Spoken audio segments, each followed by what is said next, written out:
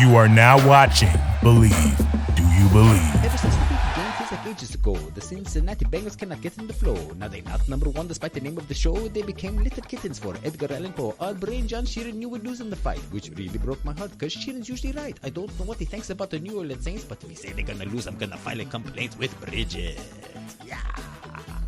HR in the house. Electric in the house. Daddy-O McDuke foreclosed on the house. Yeah. All right. Wow. That was quite Let's do it again. intro. That was great. There. Thank That you. was very good. Thank That you. was very good.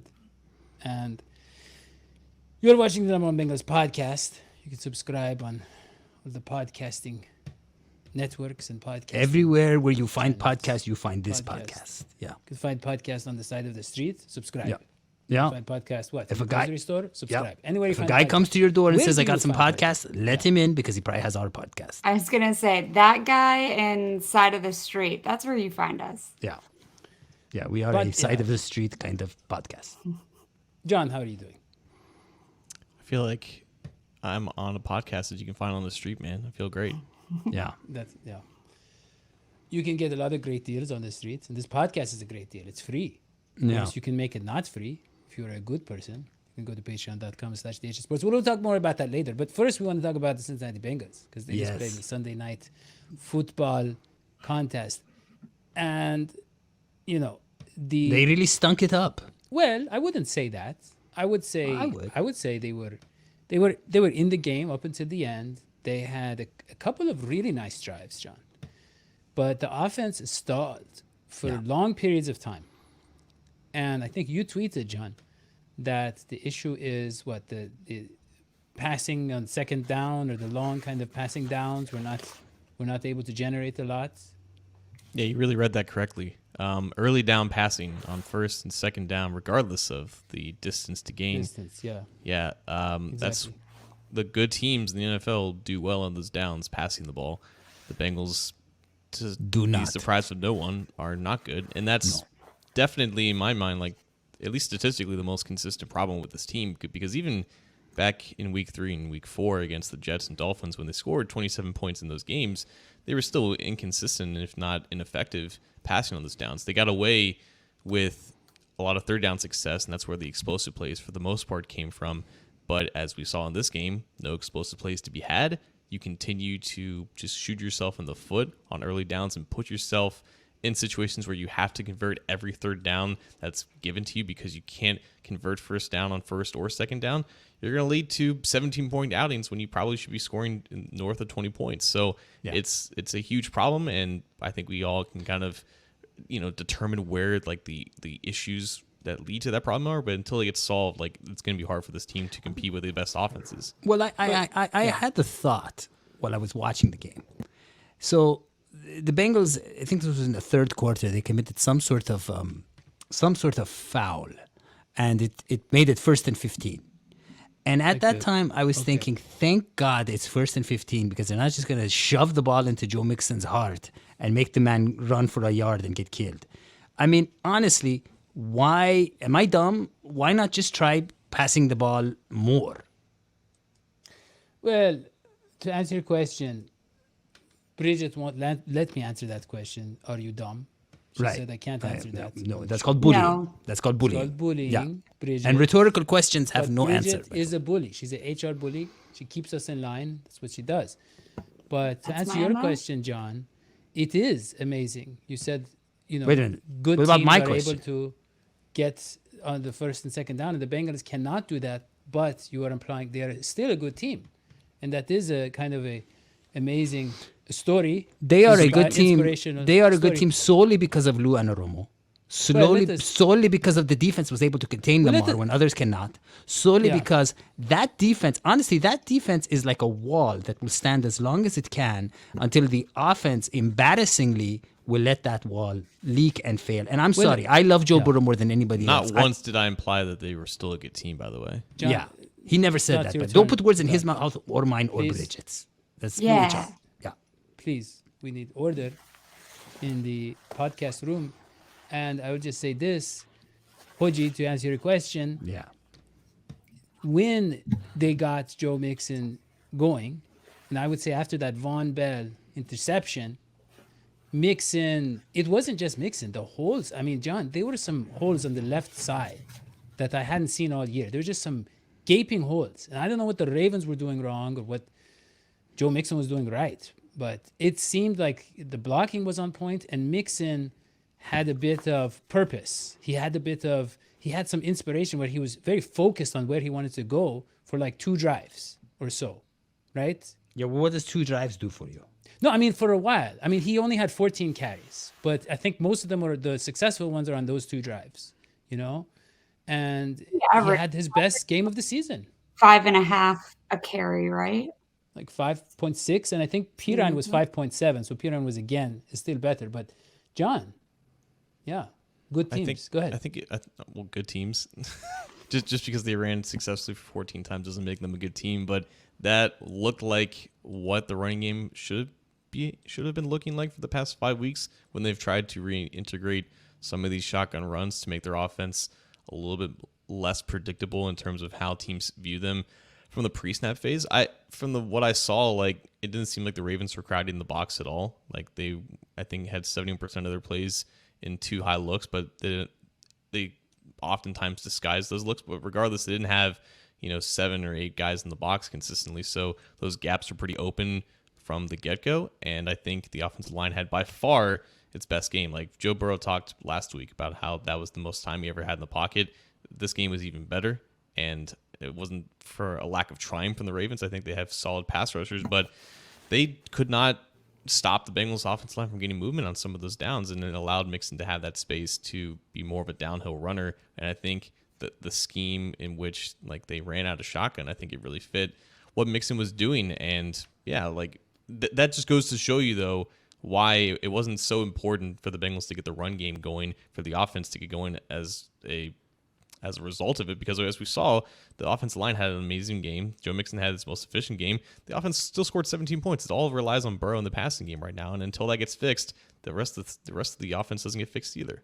So And John, to what degree, points. John? To what degree, John? Excuse me, Daddy. To what degree, John, do you think the absence of T. Higgins plays a part in all this?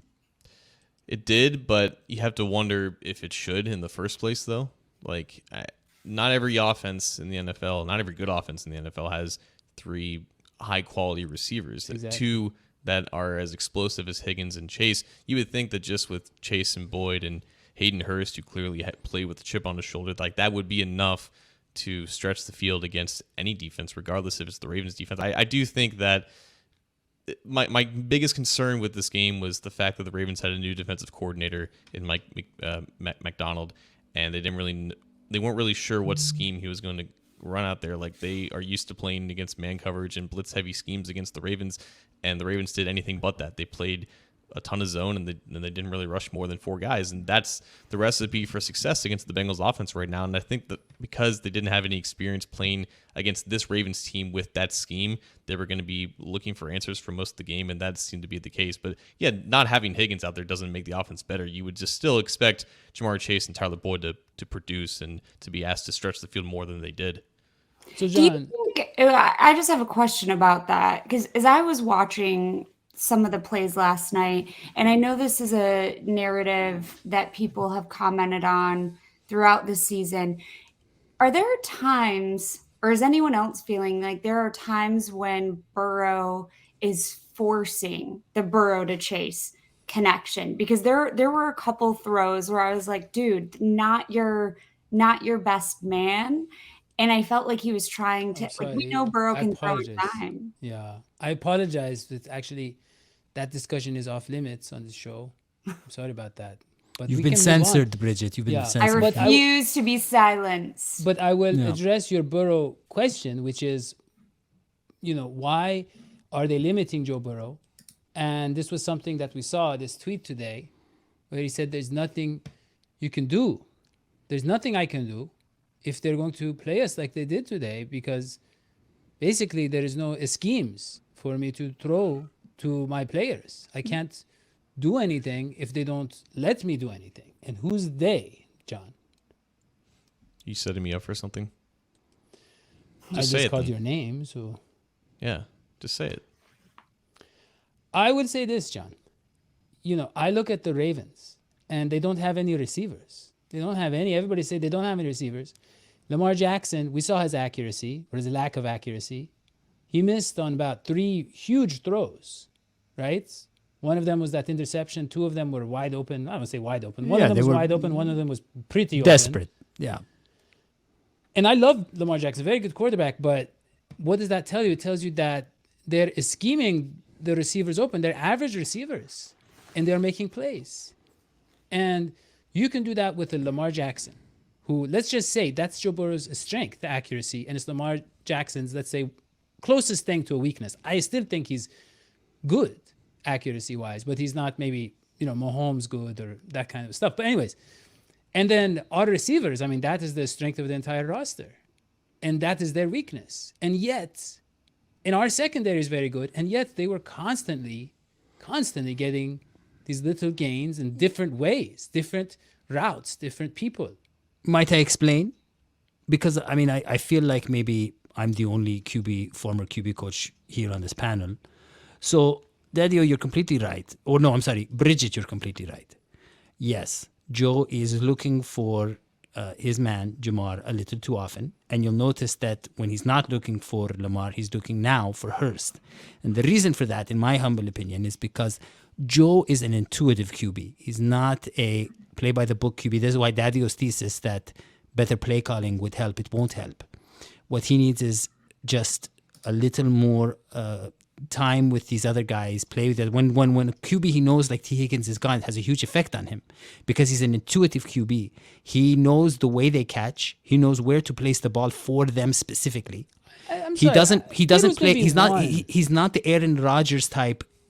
Cerebral type quarterback like Peyton Manning or Aaron Rodgers. He's an intuitive quarterback, and so that's why he does so well with Jamar Chase. There was one key play where he forced it to and Chase. It was an interception. Yes, Daddy is right. I don't think it's necessarily just always looking at Chase.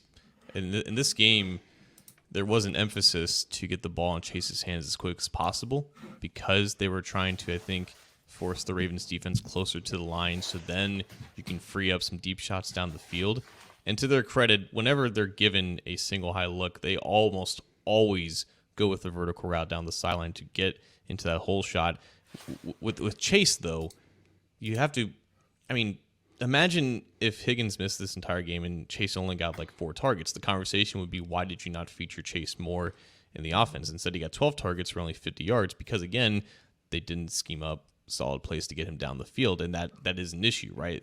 It's almost like they overcorrect a lot to the point where it's just creating a new problem from an already existing problem. And the problem was initially you need to force defenses to respect what you have in the underneath game and the run game, just to force them closer to the line of scrimmage. And now they're doing check down after check down after check down because either they're just telling Burrow to just always go to that after the first couple of seconds to not take a sack, right? Just to get some type of positive yardage, or B, they're trying to set things up down the field and nothing's coming open. That's a scheme issue. That's a coaching and an execution issue. It's all those things, but it does seem like it's an overcorrection. So, John, if I might pick up on that, when they tried to do a weird quote-unquote play-calling situation, right? You remember this crazy, really honest... They empty it out, 4th and goal. Burrow rolls, looks to throw it inside, incomplete. They try to shovel it to... Yeah, that was a bad play. That was bad play. I was talking. Yeah, I was talking about the flea flicker. The flea flicker was horrible. That was so dumb. It was the most important. It's the most important third down maybe of the game. And you do a flea flicker? You know what? You do a risky kind of stupid play that? It's not. Was it's not second risky. down? And it was a Philly special. Second. Was it second? But here's the thing. I really disliked that play. No, I think you have an elite QB. It's not an Andy Dalton. You don't need to do flea flickers. Yeah. Make your QB do the work. I would say this. So the only thing I'll say about that, though, and I know other folks have said this, if that play goes well, everyone is talking about look, they're creative. I didn't hate that play. It was unfortunate what happened to Tyler Boyd, but I feel like there needs to be yes, the Philly special isn't unique. it's not exciting, but from the offense we've seen this season, it was one of the more exciting moments. Here's what I want to say to John. But it's not about the creativity. I don't have a problem with that. I don't have the flea flicking, Philly cheesing, whatever play here. I don't have it to show you, but I remember in that play, not only did Boyd get a lot of people in his face, but if you looked at Burrow, who was apparently the target, because he is the cheese of steak in this analogy. I hate that. If you look at him, he was in the crowd too, John.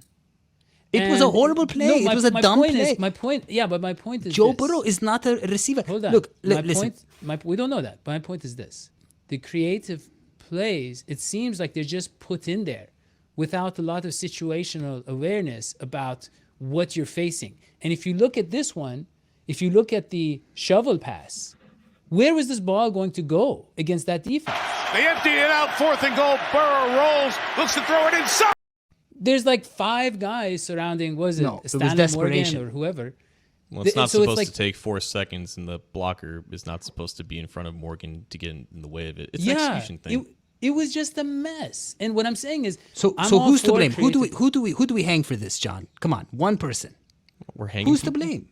Who is to blame? We're not hanging anyone. We're not in the village. It's This in the problem. manual. This is the problem of discourse, man. Football talk analysis has become so bastardized and so just plain stupid. Sorry, because I meant who do we behead? Oh, okay, that's better. It's all results based. Like Bridget's right. I think Daddy was right to an extent, man. Like if these things work, then this is not what we're talking about. But of course, after last week, after the Thursday night game, when they still had clear issues sustaining drives on offense, no one gave a crap because they scored 27 and they had some exciting plays. These issues have persisted all week, all season, I should add. Like they haven't just gone away. Like we have to look deeper than just what the actual results are.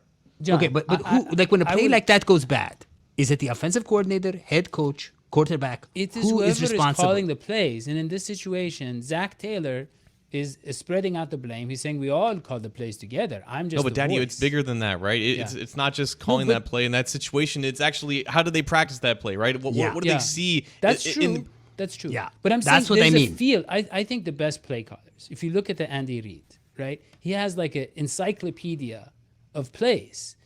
But it's not just about having all those plays. It's about having a feel for the game and what you're seeing on the defense. Okay.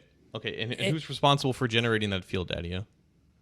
That was my question. It appears that if that voice is Zac Taylor, he's the final say on generating. Well, of course, he's the play caller and the head coach. Yeah. But people. It's a very West Wing mentality to be like, okay, who's the person we're going to blame? Like there's lots of blame to be had.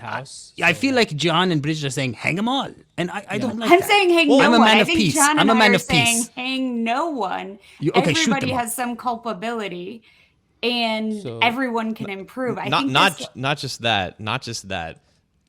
People. I think the general idea is that Zach is in over his head because he's still a 4th-year head coach who's trying to call plays, and he's got too much, I guess, food on his plate to handle all these responsibilities. And that's still like the general narrative with it. And I understand that because he does have the title of play caller, but this is not all on him in the sense that not all these responsibilities are falling on him. The guy that people want to replace Taylor with as play caller, Brian Callahan. Everyone I've talked to about this situation has told me that his primary, like the majority of his influence is in the red zone. The red zone is exactly what people are talking about their ineptitude last night. So are we saying that the answer is to give every single iota of play calling responsibility to the guy whose responsibility for the red zone? I wasn't sure if you said this or someone else, that maybe there's just too many cooks in the kitchen. So it's to give Zac Taylor complete autonomy with the playbook then, or Joe Burrow. No, Joe Burrow is a player. Look, you can't do that. You can't put that on his. That's too much for one. Peyton Manning. John, even Peyton, could he really do that? Peyton couldn't do it in the 3rd year anyways. John, yeah. Look at this. So it's 3rd down and 8, and look at what we have dialed up. Matchups all the way across. It comes from the edge as well. Burrow protected. Gets it out to his tight end, Hayden Hurst, the former Ravens. So what is that? This is what Burrow's talking about when he says, I have no real options downfield. What we didn't see downfield. I mean, we couldn't see what was happening downfield. Yeah. Well, we don't have the alt 22, whatever the alt-right's version of the game, whatever it's called. John? Can't afford All that I'm saying is that every time we have the discussion about Zac Taylor as a crappy play caller and he should give up responsibilities, there is no solid answer here aside from just changing for the sake of change. And I get that Bengals fans went through that 4 or 5 years ago when they wanted to fire Marvin Lewis, right? And they eventually did that, and they brought in an institute, a culture change. There is no quick or positive solution to Zac Taylor giving up the title of play caller, because even if he does, the collaboration process between all the coaches, the quarterback's coach, the offensive coordinator, the head coach, that still exists. It's just a different person with that title. The plays don't actually change. The plan needs to change, and the plan doesn't change if just the title changes. So what about the pass blocking schemes like this? What happened on this sack? See here, you have, if you look at my lines I'm drawing, you have this guy coming around here, and he sacks him, right? But what you should have had, I think, was Lyle Collins involved in that? Because that man, honestly, when I watch Lyle Collins play, I love everybody. I'm a man of peace and love. I feel like I could do a better job than Lyle Collins. John, me. what It's I not read, me right now. that was I'm communication geriatric. error. I think it might have been, I don't remember. It was maybe our friend Parker Blake or Mike Santagata or Matt Manich. I don't remember. But one of them said basically on that play, the tackles need to realize that they have to come a little bit more inside so that the guards can pick up the free man. Let me tell you, both edges were showing blitz or showing rush. And then they backed out, preseason, and so then right? the tackles have to adjust. Yeah. Okay. Yeah. Let me just make a comment. If you have any doubt that our offensive line is not standing in the right place and not also making sure that the defense is in the right place, why in the world would Burrow throw the ball against someone's arm 3 times in one game? Something is wrong. People are either too close to his arm or his line of vision. It is not normal for a QB as good and as talented as Joe Burrow to throw the ball and have it boink off someone else's arm. Someone is too close to him in his line of vision. I think maybe I couldn't figure it out. I watched the plays over and over again. I couldn't figure out why that happened. It happened twice in a row, then it happened later in the game. Say boink again. Wasn't it Lyle You should do Collins? sound design for the NFL. Thank you. Wasn't it Lyle Collins giving up the pressure on those? Yeah, two? I mean, Lyle, listen, I would, number one thing I would do is, by the way, Lyle, if you're watching the show, you are always welcome here. We're a fan of you and everyone else. I think you should be fired. I think that Lyle Collins must be fired from the Cincinnati Bengals today, not tomorrow, replaced with a rookie or anybody else. Okay. I was thinking, what was our guest's name last week? Parker Blake. Parker. So now I feel like he has totally changed my mindset, and I feel like, what did he say? Like, you got to play with your feet, not your body, not Lyle in particular did not look like he was playing with his feet. He looked. Yeah. I mean, I know. I believe we were talking about the size of the butts of the players, right? And we were saying that certain players that have was a bigger couple butts. weeks ago. Oh, okay. But you can see that I don't know, they were just playing a little sloppy. Yeah. He was saying they were playing. You're right. He was saying they were playing with their heads, or they should play with their feet and not with their heads. So I was because watching they're leaning their in. feet. I was watching their feet, and I was like, oh, they're not like standing firm. It just didn't feel dynamic. So they need to hire Parker. They got to get Quentin Tarantino in there. There was a couple. Well, he's in the happiest place in the world. He's in Utah, which I'll do. I don't know how that works. If you have to pay an annual, pass, or you get, but he's there in Utah, happiest place in the world. But look, let me just say, He's talking about Parker Blake, by the way. For those who don't know, our guest from last week, Parker Blake, lives in Utah. John, Utah has been called the happiest place in the world. John, why there were a couple of plays, big plays. It seems to me that whenever the offensive line held up. Now, I know everybody's like, "Oh, that was only 2 seconds. That was on," and I know that maybe sometimes they technically held up a little bit more or the same amount, but I know a clean pocket when I see it. Yeah. And a clean pocket,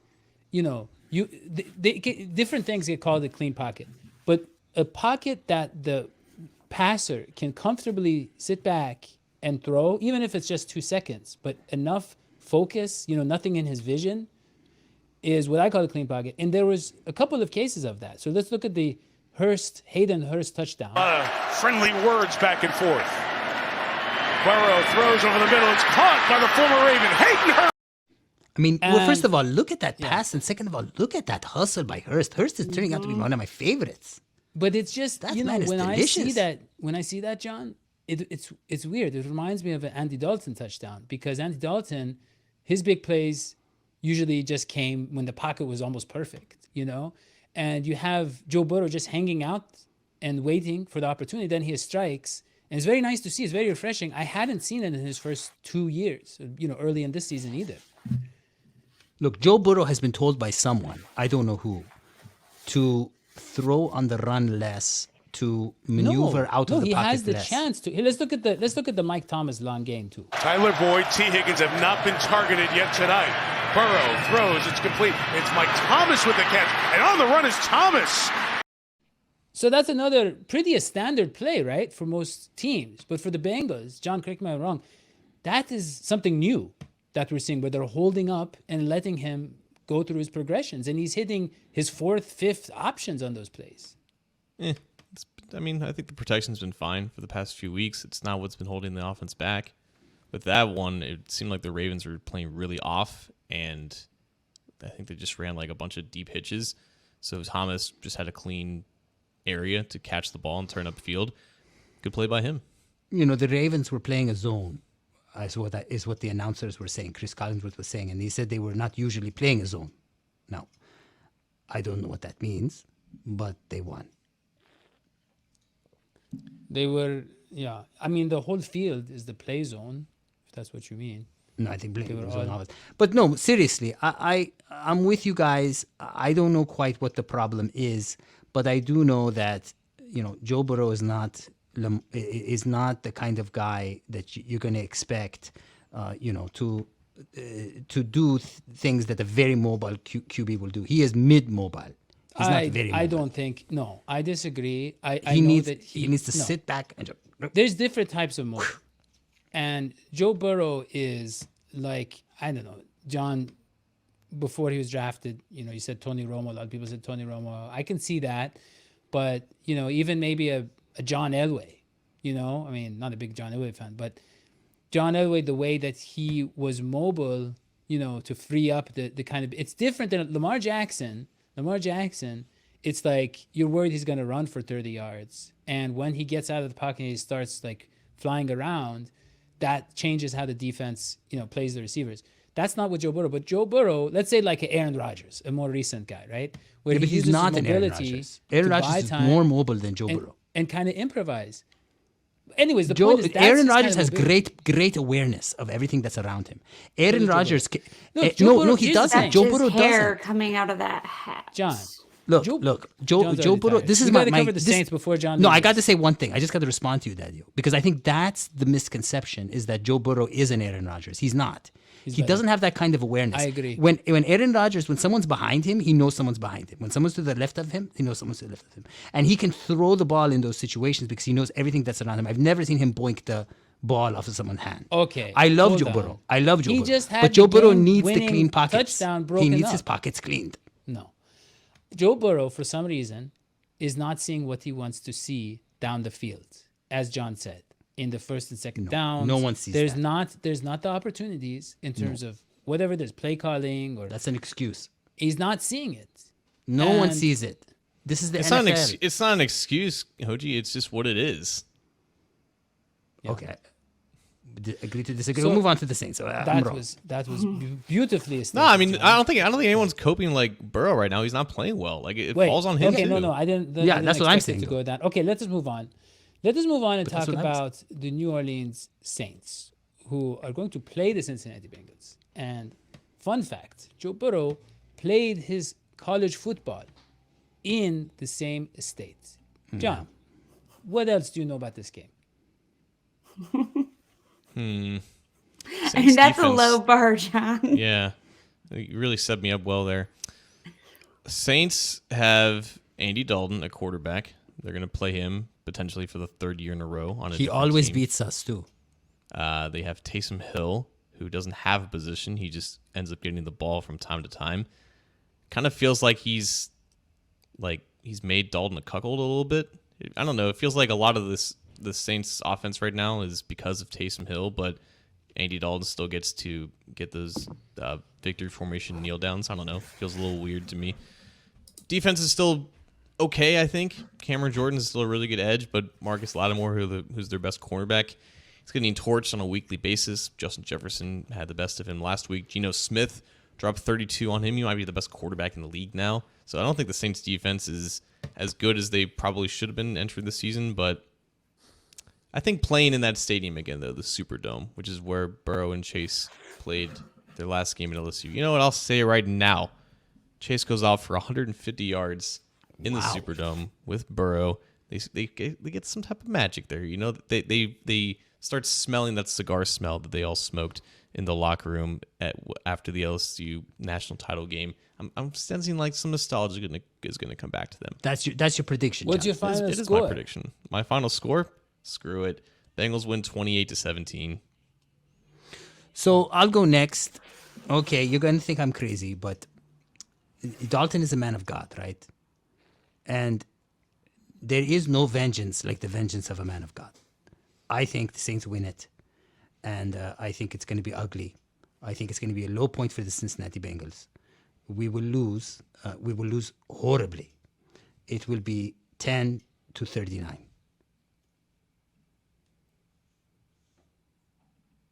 Daddy, you're muted. You literally silenced Daddy. Bridget. Yeah, so now the jinx is up, right? I said we'd lose and we lost. So I had been 0-4 or 4-0, depending on how you go with it. I love this team and I love the Bengals and I am Houday Nation all the way. I am going to be a little bit closer to Hoji. I think what I saw, we are in a momentum team. I've said that for a lot of years. Regardless of the culture change, we're still a momentum team. I think we are not going to have the momentum we need coming out of this Sunday night. I think it's going to be, I would go 21-17, but I would say it in favor of the Saints. Yeah. But I will be in New Orleans, so if anyone is there, come find me and tell me why you think otherwise. I'm sorry that we have to agree on this. Yeah. Yeah. Something about Joe Burrow. He looks tired. He looks stressed. He looks like he's sick of the game. It's not the Joe Burrow we saw last year. Did you see the bags under his eyes on the close-up? Like he looked tired. He seems something is off with the young man. He does not look like his cheery. He looks, he doesn't look like the Home Alone kid anymore. I mean, look, I will agree with you guys, honestly, with Bridget and Hoji, that I feel like Joe Burrow, he would feel sick to his stomach after the game. It is going to be one of those games where he's just going to feel sick. And I think final score will be 45-13 Bengals, and the player of the game will be Joe Burrow, who has 6 touchdowns this week. So how is he sick? You're right. Okay, what do you mean by sick then? What did you? He's going to be sick of winning. You know, you're going to win so much that you're sick of it. Yeah. Yes, we all know the famous quote. Yeah, you fascist. But look, if you are sick of this podcast, good news. We are done talking, and you can subscribe and leave 5-star review and leave money if you go to the different Patreon. Smash the like button and put a comment comment in the comment section. I would like to know who should hang. Who should we hang? We had -4 subscribers last month. That is fascinating because we had thousands of views and people are unsubscribing. Like, if it is crazy that nobody subscribes to our show. It is free. I don't know how to tell you. The subscription, maybe I talk too much about money. The subscription is free initially. And so just subscribe to our YouTube channel and do that. If you don't do that, Hoji is going to use some of that, whatever that magic he was talking about with the wrath of God or whatever. He's going to get Andy Dalton to do that. I don't think he's using magic. I think he's going with his bare hands. He's hanging people now. Like he's on a violent spree. Yeah. He is. Should we do something about this? It's a language thing. That's in Village Island. That's how we speak about it. When you want to say blame, we say hang or behead. So there you go. Yeah, And- but I really would like for you to know in the comments: is it the coaching? Is it the Burrow? Is it what? Is it the offensive line? Is it Lyle Collins? Who is it that we Is blame? it a lack of DJ Reader? Is it the lack of DJ Reed? Lots of things. Lack of DJ Higgins? What's going on? Okay. So yeah, what is going on? And with that, we will end the show. So thank you very much for listening. I'm Daddy McDuke. I'm joined always by Dr. Hoji Electricus Moji and the other two, John Brian Sheeran and Bridget the HR Jankars. And yeah, so subscribe, like, share, leave comments, do all that kind of stuff. Go follow John's stuff on City Jungle and follow all of the rest of the gang on Twitter. We'll see you next time. So long. SVT.